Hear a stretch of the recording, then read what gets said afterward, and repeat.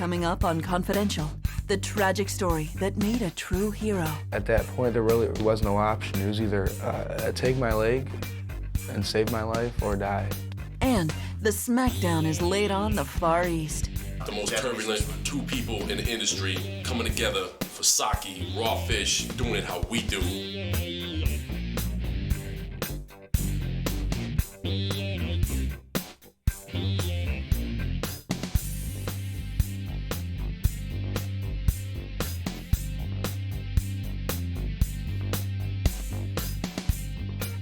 Hi everyone, I'm Gene Okerlund, and this is WWE Confidential. Tonight's show is about defying the odds. Our classic match features what was the most improbable upset of all time when a young upstart, aptly named the Kid, defeated Razor Ramon. Plus, wrestlers and best-selling authors don't usually go hand in hand unless you are Mick Foley. Later, we'll go outside the ropes with this burgeoning novelist.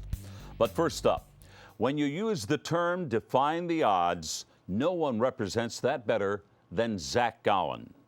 No story can be as uplifting as the one we've been able to enjoy the past couple of months here at WWE.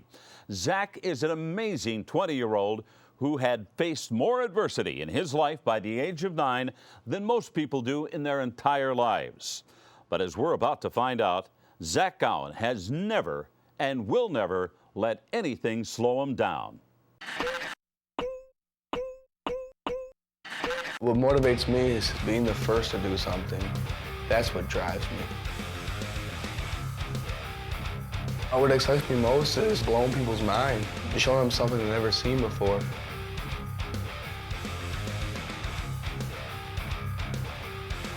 How on earth can Zack Gowen overcome these odds here tonight?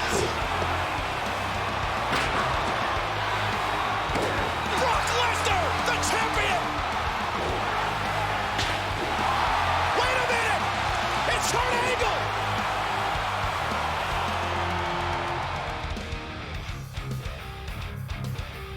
One-legged moonsault! One leg! This kid is amazing! Zack Gowen is a WWE superstar! Zack Gowen is living his dream! Zachary Mark Gowen. As a child, I couldn't stop that kid. He was extremely energetic. My mom nicknamed me Zack Attack or Maniac Zack because I was always running around causing trouble. He was involved in all the local sports. Anything that he was capable of doing, he did. He was very involved in wrestling. Just couldn't get enough of it. My dad actually, I always loved wrestling and I watched it with him. And we'd always have family come over and we watched the wrestling together as a family. He was coming in and instead of wrestling me, which he wanted to do, and I, no, Zachary, he would wrestle the furniture. I would take off the cushions and climb on the armrest of the couch and drop Randy Savage elbows on the cushions. And then I'd body slam the cushions, I'd jump on the cushions, and eventually it wore out the couch and my mom got sick of it, so she banned wrestling. He was destroying my house. I had to literally take it away, take it out of our house, because I just didn't feel like my house could stand any more of it. His birth father left when Zachary was 4 years old, and that was the last time that he or I saw him or have heard from him. We were married for a couple years after he was born, and then Zachary and I moved out. It was an abusive household, and so there was no choice but for Zachary and I to move out on our own. My dad wasn't that great of a guy. He had his demons. He had his drug abuse and alcohol abuse, and he was physically abusive to my mother. He was good to me, though. I've never heard from him in 16, 17 years. First sign of when he was sick was he came home from school and he had been playing soccer at a recess. I was 8 years old. I was playing soccer at my elementary school. A ball struck my knee. I just took it as a pulled muscle. And in fact, we left the next day for vacation for a week, and we went to Vancouver, and while we were there, he'd complain every once in a while, "Mom, my leg is really hurting." So we got back, we went for x-rays, it was a sprained knee, and the doctor put a brace on it. So I went bowling with this brace on my knee. Then when I stepped forward to throw the ball, I slipped on the grease on the bowling alley. and my leg did literally snap right there. He was in a cast for an entire summer. He went every 2 weeks to the orthopedic surgeon to have his leg actually x-rayed to see that it was healing properly. They told me that he had a calcium buildup on his bone, but there was nothing to worry about. During those examinations, of course, the doctor would touch his leg. And Zachary, it was just sent chills through his body. The pain was that bad. The doctor kept telling me, he's fine. We're gonna get this leg healed by the end of the summer, he'll be fine. He's looking for attention was one comment that I got one time. My mom believed me. She knew something was wrong, but there's nothing we could do. I mean, it was in the doctor's hands, you know? Like, we weren't doctors. By the end of the summer, the cast was removed. Just above his knee had swelled up to the size of a grapefruit. And that's when the orthopedic surgeon sent us to someone who could tell us what was really wrong. And it was about a month later that we discovered that it was actually cancer and not just a broken leg. What Zack had is one of the common bone tumors. It's called osteosarcoma. We used to think that maybe only 2 out of 10 could be cured. I was petrified. We always knew what could ultimately happen to him, that I could lose him, but we wouldn't talk about it, and we wouldn't even think about it. First thing we did was put me on chemo right away to see if we maybe could kill the tumor. It's a very, very intensive treatment. It was never easy for him. He had to be in hospital for chemotherapy, which meant that he had to stay overnight, sometimes for a week and a half at a time. Some of my favorite memories are growing into being best friends with these kids who we basically lived with 24/7, playing Super Nintendo with these kids and taking like vomit breaks, you know, because every 5 minutes, whatever, somebody's got to throw up. You know, we shut the curtain, we throw up, we clean ourselves up, we get back to the game. Zachary became very good friends with a number of children. A lot of them had, leukemia. They had different types of cancer. They had brain cancer. That was a lot more fatal than my cancer was. A number of his friends did not make it. By the time he was 10, we had been to 5 funerals, and it was just heartbreaking. Make-A-Wish came to us and explained that he was entitled to a wish. I knew I was going to live, so I really didn't feel right taking that wish and maybe taking it away from somebody else who really deserved it, so I passed on it. He said, "Mom, I'm not going to make a wish," because he said, "I'm not going to die." We did talk about a wish that he would have, of course. We entertained the idea. And he really, really wanted to meet Hulk Hogan. That would have been it.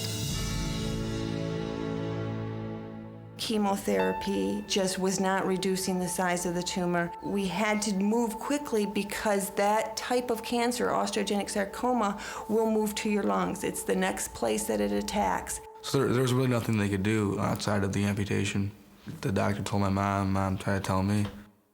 So it was pretty devastating. It wasn't a great time, but at that point there really was no option. It was either take my leg and save my life or die.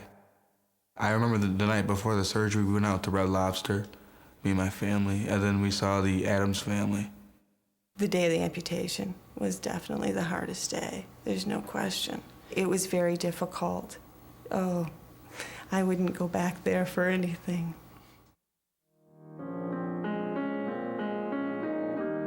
When he went in for surgery, we didn't know how much of his leg he was going to have left.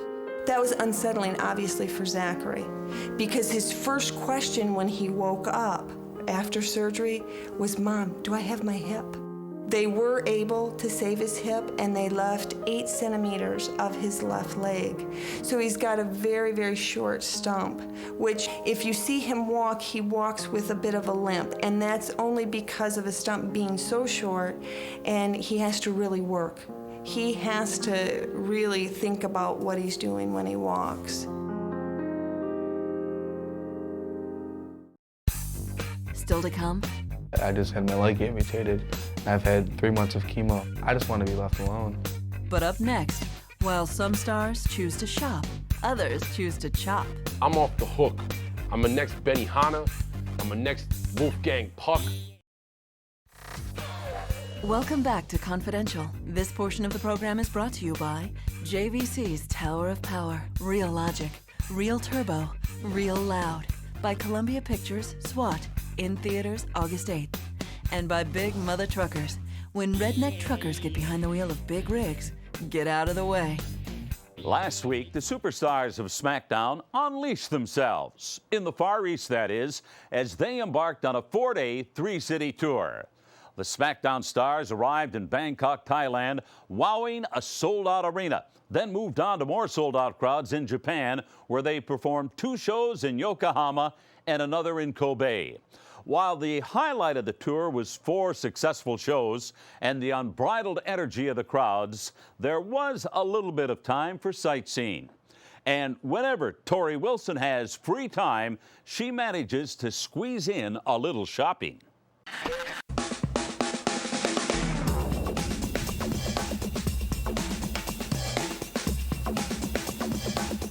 Because I'm the ever-avid shopper, every time we go overseas, I get to go shopping with you guys. And today we are here at the Floating Market. And this place is, I think it's the best shopping place I've ever been to. Isn't this incredible? You can actually sit in the canoes and go pick out what you want to eat or buy. I don't know how I'm going to get out there. Trying to get situated. Okay. Ready, guys? What are we going to buy? Oh, pineapple. Yummy. This is the coolest thing ever. We're actually floating in this little canal, and there's little shops all along the side.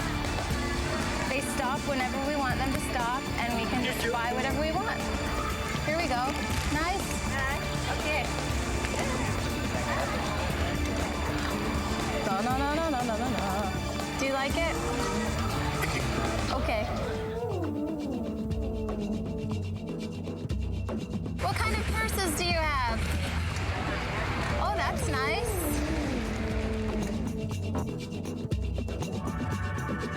I don't know what else to buy.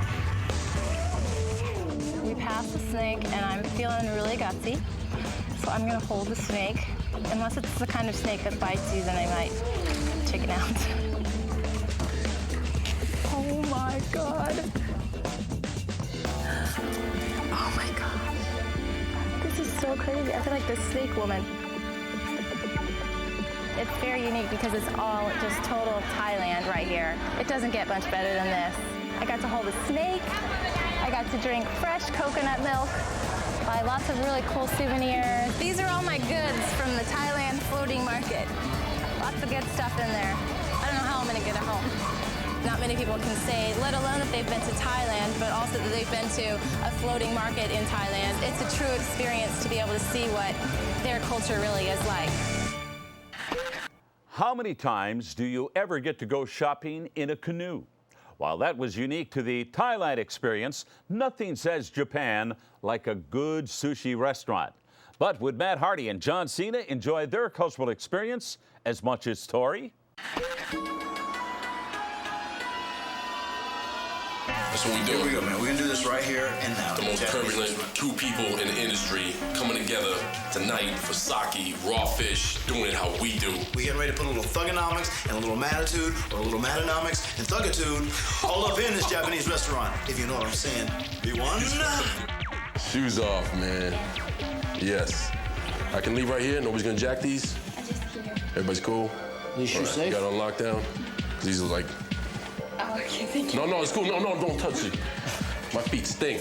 You know what I'm saying? You handle it. All right, cool. We all right? All right. All right. Welcome to John Cena with an X. John Cena. His first official, I guess we'll call it a cup Experience with the sake bomb. of hot sake. That's for the homies right there. Dink. All All right, right. you ready? Here we go, man. Word.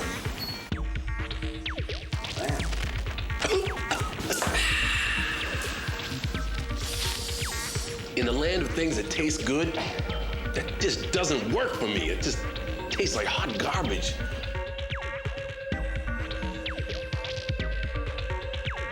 Is this crab meat? Crab? Yeah, see, that was good. I picked it up. See, because I've had crabs before. Not that kind. Just, you know, I've had crabs like to eat, like crab meat. I was a little nervous at first when they brought all this stuff, but I think they're kind of ripping us off. I mean, this is just classic American food. That is an Uncle Ben right there. I don't care how they want to fake it. Straight on. Chinese, Japanese, Korean, whatever. That's Uncle Ben's right there. As John Cena would say it on the street. That's Strizzle, Uncle Bizzle, my nizzle. Where are we gonna go next, man? Dude, it's you. This is just like Fear Factor, man. Okay, I'm Joe Rogan. You ready? Here we go. Bro, I'm scared. Let's go. Let's go with the olive on the gas there. This food, and you smell it. It smells like that corner of the basement that you never wash. Can I get a witness? Chotomate. Let's go. Come on. Let's go another. Chotomate. Let's go another, man. Let's start with the shrimp, man. That's 101. Please, God, let everything be okay. I'm enjoying that. And the sauce makes it. It's like eating cereal with no milk. Yeah, you could do it, but it's stupid. It still smells like an old dirty harbor, but it's slowly winning me over. This is the moment that we've all been waiting for. It's just like Thanksgiving, man. I got the pumpkin pie. The sea urchin, man, that brought back a lot of flashbacks of Fear Factor. Had to make a run for the border on that one. That was rough. I see you laughing back there, cameraman. It's like funny. That was bad. None of this stuff's bothered me at all, but that was bad. Matt fact. Matt's least favorite sushi is sea urchin. But right now, even more exciting than eating that sushi in there, we're going to the back to learn how to make some sushi. It's time we get down right now. I don't know about this. I'm really wringing my feet out over the whole issue of eating the sushi. I really don't know about this. I'm really nervous here. Maybe more? It's good? That's right, we gangster. We're doing a thing right there. I just got approval from homeboy right here. Very good. Okay. There's genius inside this, and I'm about to show it to you, folks at home. You can see here on the International Confidential, mine's bigger than yours. Yours, you know? US size. Yeah. Japanese size. You crack me up, man. I like this kid. He's my boy right here. It's my boy. It's gonna be good. It's gonna be good.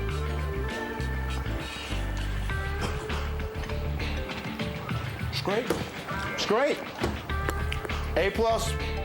Good stuff. You've seen what the public says. You heard the consensus. I'm off the hook. I'm a next Benny Hanna. I'm a next Wolfgang Puck. I'm a next Julia Child. You heard me. I'm way off the hook. This is V1 here with John Cena, the sushi-making pimp. He got behind the counter and whipped me up a roll of shrimp. And just so you all know, let me tell you, it's for real. It went down smooth. It had a seafood taste and a seafood feel. And just so all you folks know, it was good. I'm not going to be rude. He's done served up properly. The sensei of attitude. When we return, we flash back to a defining upset. And now, WrestleMania Recall, sponsored by Subway, the official sandwich of WrestleMania 20. We'll witness for the first time ever at a WrestleMania a ladder match. Razor Ramon against Shawn Michaels. Both men trying to climb at the same time. Come on, Shawn! Both men have been battered. No! Oh! I cannot believe Razor Ramon is the undisputed Intercontinental Champion. WrestleMania Recall, counting down to the greatest sports entertainment spectacular of all time, WrestleMania 20. Hey, this is Spike Dudley. One of my favorite all-time matches had to be Razor Ramon versus the Lightning Kid, or 1-2-3 Kid. He became the 1-2-3 Kid after this match. I guess what was so inspirational is it happened right when I was breaking into the business, and I was still in that point where I was deciding whether to be a referee or manager or a wrestler. So at the time, the little guys weren't really established in wrestling. And then along came this little guy challenging Razor Ramon, who was at the top of his game, one of the biggest stars in the company at the time, and just pulled the biggest upset I've ever seen on TV, or anywhere for that matter. And it really gave me inspiration and hope that I could make it in this business. Oh, toothpick. Yeah, toothpick in the old eye routine by Razor Ramon. He's already doing better than he ever has. Look at the disparity in the size here, this youngster. Oh, my. Razor Ramon is very, very, very strong. Yeah. And he's very, very, very confident. Yes, he is, and very, very capable as well. He's the bad guy. And Razor Ramon pretty much at the moment. Oh! Manhandling this young man. Monday Night Raw. Are the smoking guns back? I hear something go off. Oh, my. Oh, and again. He will cut you to ribbons.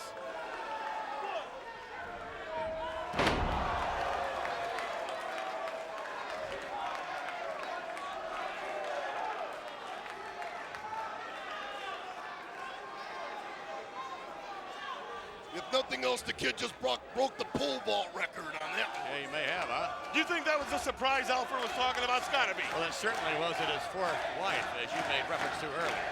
No, she wouldn't have made it up the stairs. There's another surprise I want to see.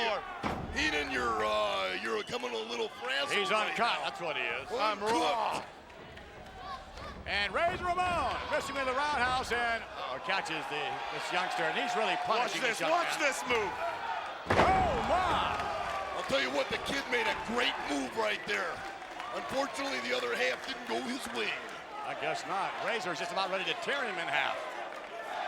Razor Ramon playing around and having fun. You ever see the way a cat will get a bird caught and knock the feathers off it before it devours it? Same thing. Oh, my goodness. Whoa, Razor. Razor missing. Boy, he really came in with that elbow. And I think Razor's dazed. Wait a minute. 1, 2, 3. What is this? He got him.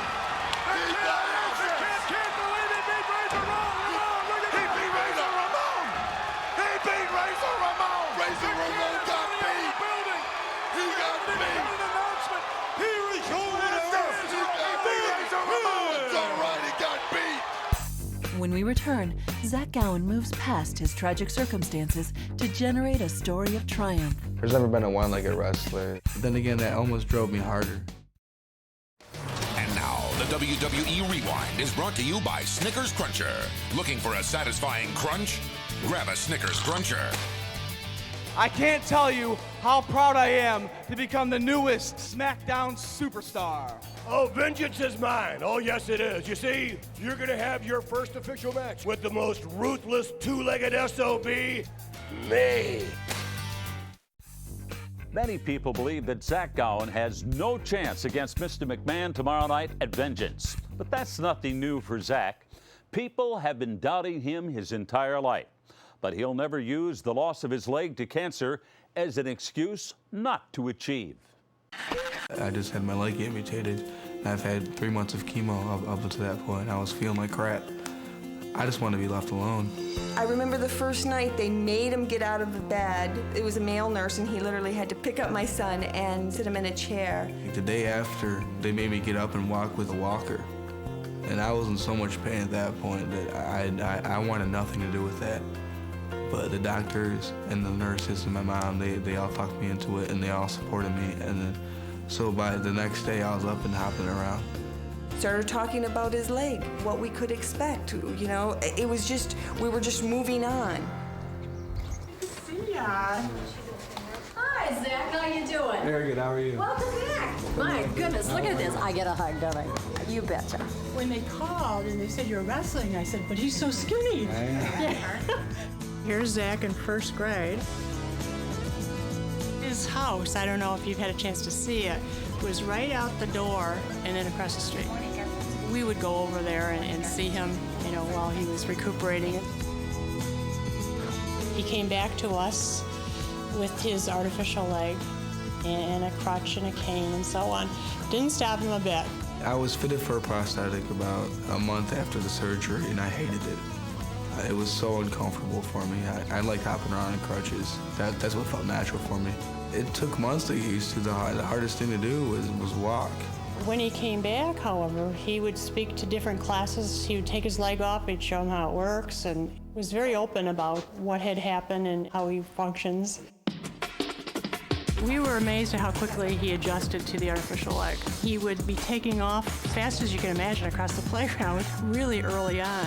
He was extremely hard on his prosthesis. They told me to take it easy with the prosthetic. I never would. I always wanted to go 100% full blast. Every couple weeks, I'd always break something on it, so that was kind of a pain. He kept breaking his legs. Fortunately, they have warranties on these things, so we would get them replaced. Wrestling got reinstated 3 weeks after my amputation at the January '92 Royal Rumble. The one man remaining after all 30 participants have entered will be crowned the undisputed World Wrestling Federation Champion. That might have been my favorite wrestling moment of all time. I wanted Davey Boy Smith to win it so bad, but my aunt kept teasing me about how Ric Flair was going to win, and we had a little bet going on, but Ric Flair eventually won. I remember hopping around the house. I was so excited. I had my energy back. You know, I just watched wrestling again for the first time in a long time. I was with my family. You know, it was just a really good time for me. He got very involved. We went right back into the community baseball teams. His coaches were very leery. They didn't know what he would be able to do. They didn't want to push him, you know, but yet they didn't want to treat him specially either. It's almost like he had to prove himself every year, every time he would go out for a sport. The coach really didn't want me to be there. He didn't really see a place for me. He didn't see how I could do it. If I hit the ball, he'd want to have a runner for me. And the rules wouldn't allow that. The rules stated that I could have a runner at first base. I had to get to first base. So like the first time up, I hit like a double, but I was so slow that I only got to single out of it. But that was really a self-esteem boost for me because I showed people wrong. I showed them what I could do. Well, in high school, I was a bit of a nerd. I didn't have much luck with the ladies, that's for sure. What I concentrated on in high school was sports and wrestling. That's what pretty much got me through it. I think my earliest memory of Zack was actually in 8th grade, though. I remember seeing him playing basketball and just scrambling around the court like a wild man. He did everything same as everyone else, never cut corners like in training and all that stuff, did the same stuff as everybody else. I always found a way to get around something I couldn't do. Like if I couldn't run, I'd hop and I'd skip and I'd jump, basically, just to keep up with the guys on the court. First time Zack came up, I was, okay, how's he gonna do this? And you know, off came his leg and hopped right out and started wrestling with guys, and I was just really impressed, you know, that he would do that. Oh yeah, good wrestling. My least favorite drill would have to be fireman's carries, man. I hated fireman's carries. One of the main reasons I got into wrestling in high school was maybe build a base for a professional career. Because at this time I wanted to be a pro wrestler, and I knew I wanted to be that. He used to pile up the gymnastics mats. He would actually, you know, flip off of them onto the regular wrestling mats. I guess it was practice for his future. I got caught push-ups, man. Push-ups and jump rope. Oh, it sucked. Try jumping rope on one leg, man. Oh, it's terrible for like 15 minutes straight. No special treatment. He did everything everybody else did. He was going to be a professional wrestler. There was no doubt. There was doubt on my part, but not in Zachary's mind. I graduated high school in 2001. In July, I went to Truth Martini's wrestling school here in Livonia. When I walked to the wrestling school, I walked in with $200 in my hand, paid the promoter. At this point, he didn't know I had one leg. I didn't want to tell him because I didn't want him to say no. So I gave him the money, I took off my leg, I put on my wrestling gear, I hopped in the ring. And pretty much everything stopped. I saw him take his leg off, and I didn't, you know, kind of a double take because I wasn't really sure, dude, you know, is that for real? Does he only have one leg? There's certain things that he couldn't do, but he'd compensate for him by working around it. We used to come here at 4:30, wait right here. There used to be like 6 of us. We'd always put our bags down and wait right here. Wait for the trainer to show up at 5. This is Truth Martini. He's the guy who trained me, actually, broke me into the business. Zack walked in, and at first I had a little bit of doubt, and a lot of people said he shouldn't do it, but I figured never try to hold anybody down from their dreams. Basically, after my first day of training, the owner at the time took me aside and said, you know, kid, don't get your hopes up. You know, there's never been a one-legged wrestler. It's not realistic. It's not believable. Nobody's gonna buy it. Maybe you can be a manager or a referee or something. And that kind of got me down, but And then again, that almost drove me harder to be more successful. I trained there for 9 months. I had my first match on March 16, 2002. From that point on, there was a buzz about me throughout Michigan and the Metro Detroit area. So I worked for pretty much everybody around here. Eventually I worked at Chicago and I worked, Illinois. The radius kept getting bigger and bigger. And in the fall of 2002, I got contacted by the WWE.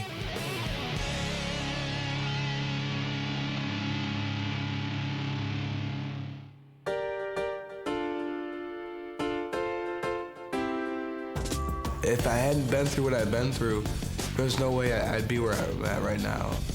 Going through cancer and losing a leg and losing friends and dealing with that at such a young age has made me so much stronger and has made me treat adversity as just a little challenge I need to overcome. I'm not some freak to be exploited. I'm a professional wrestler. That's what I do. I wrestle.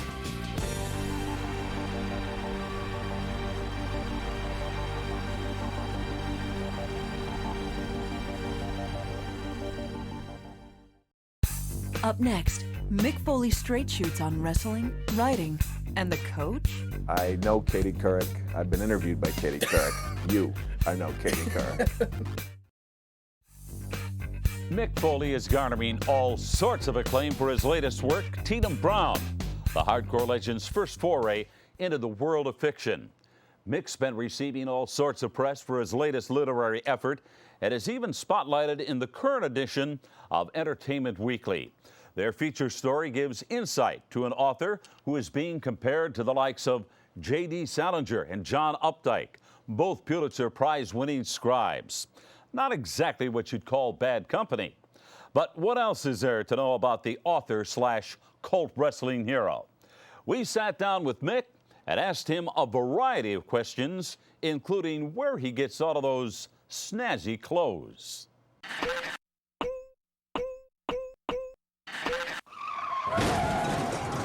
Hello once again, everybody. Welcome to another edition of Outside the Ropes. I am the coach, and this week our very special guest, the one, the only, the best-selling author and WWE superstar, Mick Foley. Mick, it's been a long time since you and I did something It has together. been a while, Coach, but I have all the confidence in the world that we can recapture that lost fanatic magic. I think you're right. Are you ready? I am ready. Let's do it. First question. Most men claim to wear whatever their wives buy them. Would your wife ever take credit for your attire? Never. Never. She bought me Tommy Hilfiger one Christmas. It almost ended the marriage. What two colors combine to make the best plaid? Red and black. I've noticed that because you wear that shirt a lot. Now, we understand you are a roller coaster aficionado. Yes. In your opinion, what is the greatest roller coaster park in North America? Seeing as how they let me in free and let me cut the lines, I'm going to go with Great Adventure, Six Flags in Jackson, New Jersey. If I don't, I'll be way back there waiting to ride Nitro. All right, if a roller coaster was made in your honor, what would it be called? The Wide Ass. Where I could sit comfortably and enjoy the thrills without having my butt cheeks squeezed into a mold made for Twiggy. Yeah, the Wide Ass. All right, this one I think you're going to like. What hurt worse, being thrown off the top of the Hell in a Cell or watching Al Snow wrestle in a Hell in a Cell? You know, actually, the kennel from hell was really my coup de grace, as I think they say in French. Not that I know French, Coach. You know, being the American guy I am, I even changed my daughter Noelle's name just to flat out Christmas. But that was something where I got together with Kevin Kelly, and we really exacted revenge on Al, and we called the Kennel from Hell like we were calling a modern-day classic.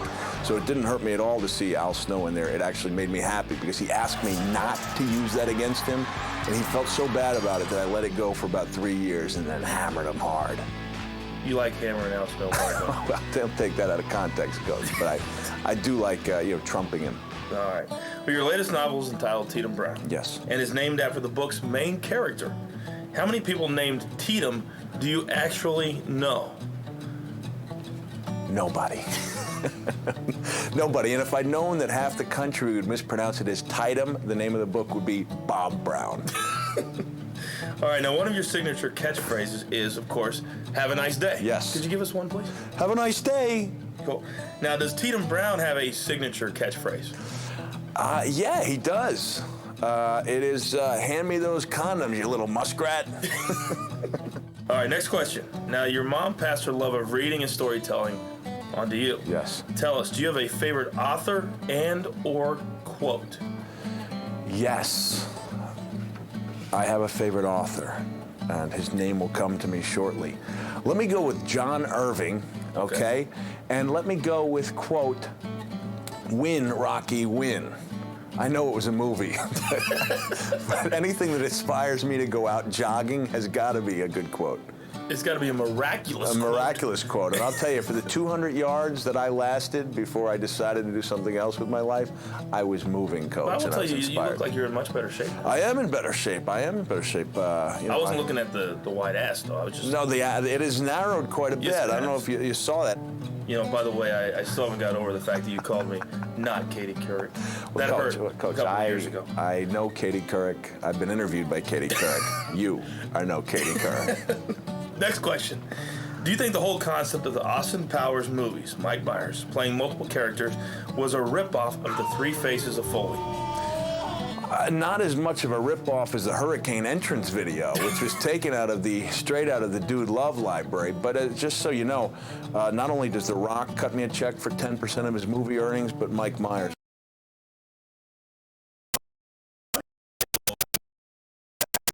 The money's just rolling in. All right, last. Coach. All right, speaking of Hollywood leading men, The Rock is said to be the next Arnold Schwarzenegger. If you ventured to Hollywood, Mick Foley would be the next... Tex Cobb, which is not a good thing. Well, Mick, that is all I have. Thank you, Coach. It's always fun to work with you. I appreciate that. Ladies and gentlemen, the one, the only, the author of Tatum Brown on shelves right now, correct? Yeah, bookstores everywhere. Not that I'm getting a cheap plug or anything. No, but you would never do that. It's available everywhere. And you're getting ready to go on your big tour. Yeah, we're blanketing the country, and hopefully people are buying this. Otherwise, come the middle of August, I could be the loneliest man in America. Well, look for Mick Foley all across the nation. This week, he has been on Outside the Ropes. I'm the coach. We'll see you soon. Up next, if you're looking for financial advice, look no further than Bradshaw. Probably heard the expression, you can't judge a book by its cover. Never has that expression been more true than in our next story. On the surface, Bradshaw is a good old boy from Sweetwater, Texas, who enjoys brawling as much as he does drinking beer. But would you believe that beneath that rough exterior is actually a financial mastermind? This past Tuesday, Bradshaw's first book, Have More Money Now, a common sense approach to financial management, hit the shelves. Our confidential cameras caught up with Bradshaw a few months ago during the photo shoot for the book's cover. See if you can spot any differences between Bradshaw then and now.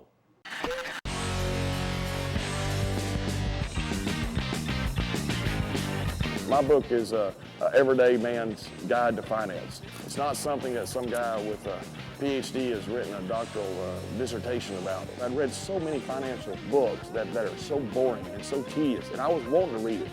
You know, so I can imagine the average person trying to pour through this stuff, it's horrible. My idea was to write something that was true, but that read more like a narrative than a financial manual. That's where the idea came from the book, and I started writing it, and I started liking it, and that's where the whole idea originated from. That I'm just a common person giving common advice to other common people. I do feel like a diva. It's good looking right here in the lens. On 3, 1, 2, 3. Talking to Vince McMahon, he wants something very simple. So the concept for the cover of the book was pretty much that. Here's just a guy who's a normal guy, sitting at a desk with his ice cooler full of beer and a cigar, just like I normally do, giving financial advice, which is actually what I enjoy doing. I like the corporate trash can y'all got me. I never dreamed I'd write a book. Never. Never in a million years. And it's not bragging. It actually amazes me that it's not a ghostwriter. I've written every single word in the book. It's just amazing to me. I couldn't even write a research paper in college. I see myself doing some type of financial advisory role when I get done.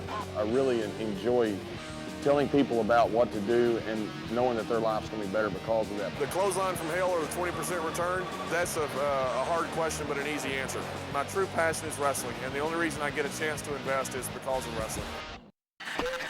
In the unstable financial climate in which we live, any advice is worthwhile.